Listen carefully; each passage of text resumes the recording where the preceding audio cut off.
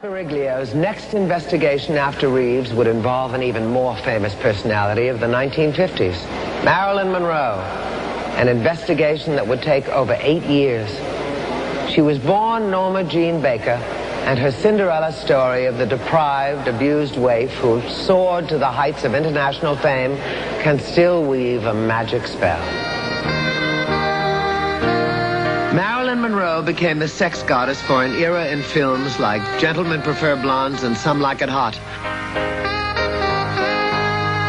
In her unrealized quest for love, she married and divorced Yankee slugger Joe DiMaggio and Broadway playwright Arthur Miller. Although she had affairs with many others, Monroe was destined never to find happiness. Well, she suffered because, number one, just to have the kind of look that she had was very difficult. To be original, or for her to present what she saw, it meant you had to fight every single department: wardrobe, makeup, hair, all departments. And she was working very hard on her acting and presenting herself in a certain way. And besides the fact that you're made fun of, and, you know, everybody made fun of Marilyn at the studio. When she would walk down the street, people would walk behind her and imitate her walk, and everybody would look out of windows, you know, and elbow each other and laugh, and there was always jokes and that kind of stuff. And so it was, I mean, that was a complete battle for her on every front.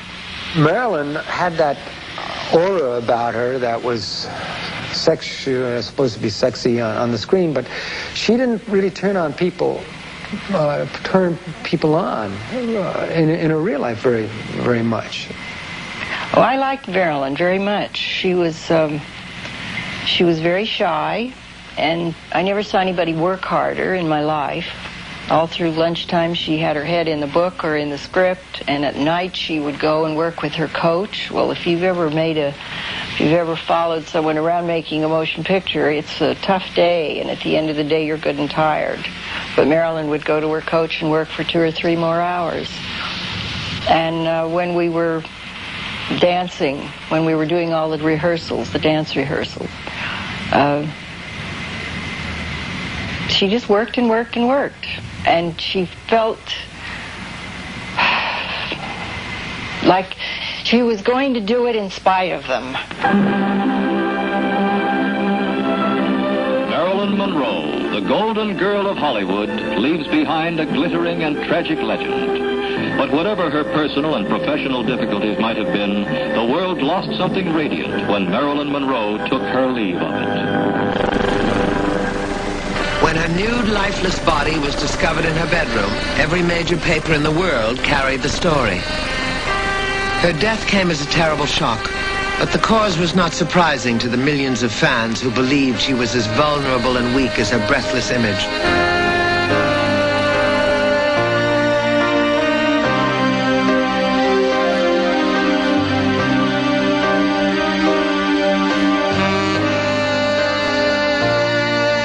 But over the years, more questions than answers have surrounded Marilyn's death, prompting several investigations, including that of Milo Spiriglio, head of a detective agency. Based upon a 15-year investigation into the death of Marilyn Monroe, we've come to the conclusion that she did not take her own life as officially reported. It was a case of homicide. The evidence points to the fact Marilyn Monroe was murdered. Mr. President, the late Marilyn Monroe.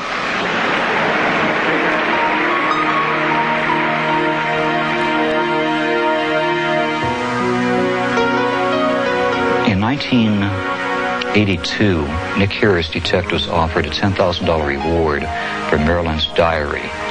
Someone then raised the ante to $100,000, then $150,000.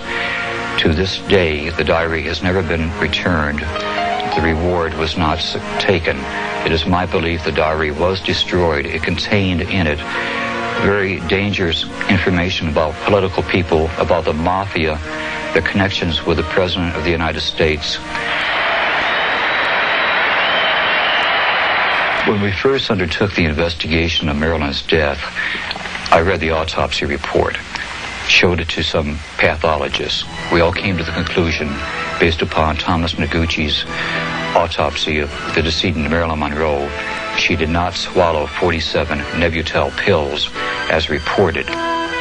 Mr. Spiriglio believes that on the evening of August 4th, 1962, Marilyn said goodbye to her housekeeper and retired to her bedroom, bringing the phone with her. Walter Schaefer, president of Schaefer Ambulance Service, the largest in Los Angeles, now goes on record with us and states Marilyn's live body was taken to the Santa Monica Hospital in comatose. She would later die in that hospital, but yet her body was stolen, brought back to the Brentwood, California home, and it was indicated that she committed suicide. They waited 6 to 6.5 hours before the police were called. In the meanwhile, the cover-up began. Sergeant Clemens, watch commander, LAPD, said it was an outright case of murder. The deputy coroner's aide, Lionel Greenison, said he was forced to sign her death certificate. It was murder. Witness after witness after witness confirmed our findings. It was murder. Go ahead. It won't be the first time I've been worked over today. I'm getting used to it.